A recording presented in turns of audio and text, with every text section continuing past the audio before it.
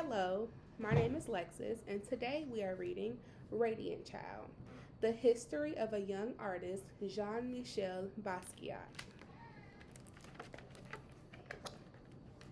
Somewhere in Brooklyn, between hearts that thump, double dutch and hopscotch, and salty mouths that slurp sweet ice, a little boy dreams of becoming a famous artist.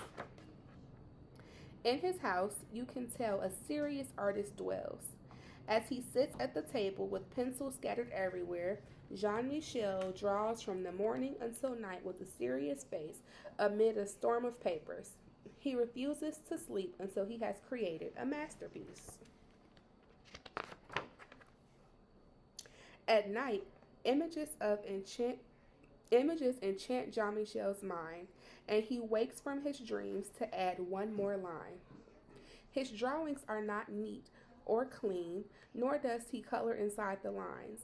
They are sloppy, ugly, and sometimes weird, but somehow still beautiful.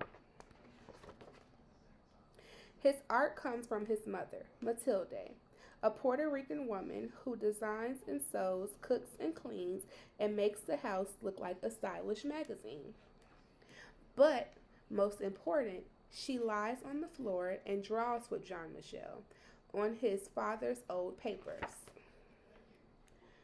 From her, he learns that art is not only in the poetry books she reads to him or in the theaters and museums they visit. Art is in the street, games of little children, and our style and the words that we speak. It is how the messy patchwork of the city creates new meaning for ordinary things. While visiting the museum, they look at his favorite works of art, reading the story behind each artist and reading the story behind each work. This is how Jean Michel learns what it means to be a famous artist. Back at home, he creates art on the floor of his father's Gerald's plays jazz records. Mama Matilde cooks arroz con pollo and calls Jean Michel mi amor. The energy and life of the city can be felt in each line of his drawings. As time goes by, Jean Michel learns that art has a healing power. After a car accident, he is scared and confused. Matilde gives him a book to calm his fears. It is filled with pictures of bones, skulls, and other body parts. Jean Michel draws from it until it is all by heart. He is no longer afraid. Back at home, Jean Michel's body heals, but his heart breaks. His mother's mind is not well, and the family breaks. She no longer lies on the floor and draws with Jean Michel, but sits by the window singing to only birds. Jean Michel is confused and filled with terrible blues when Matilda can no longer live at home. He tries drawing the terrible out of his blues, but things are not the same. As Jean Michel grows older, he visits his mother when he can, always bringing his artworks to show, telling her that one day it will be in a museum. When I'm a famous artist?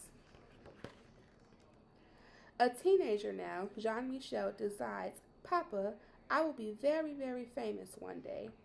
With a sly look and twinkle in his eye, Jean Michel leaves Brooklyn for New York City, the Lower East Side, a concrete jungle where only the tough survive.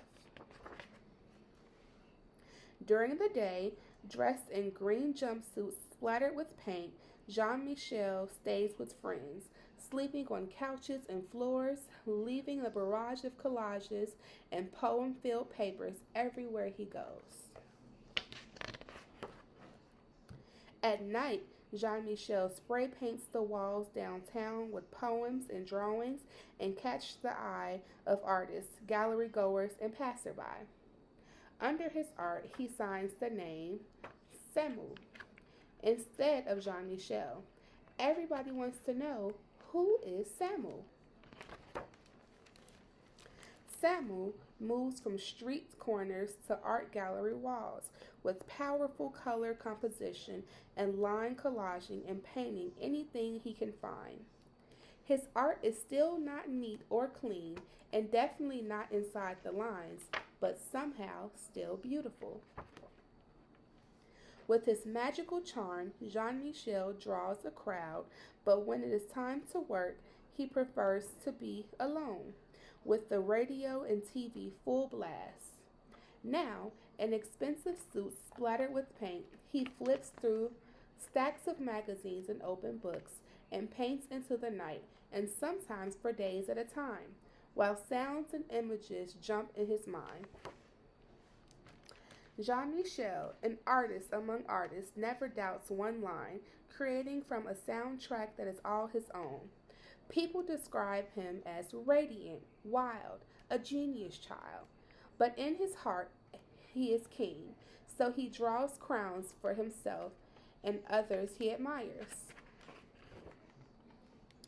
A grown man now, with the art world in his hands, Jean-Michel still visits his mother when he can. And at his most important shows, above all, the critics, fans, and artists he admires, the place of honor is his mother, a queen on a throne. He is now a famous artist. The end.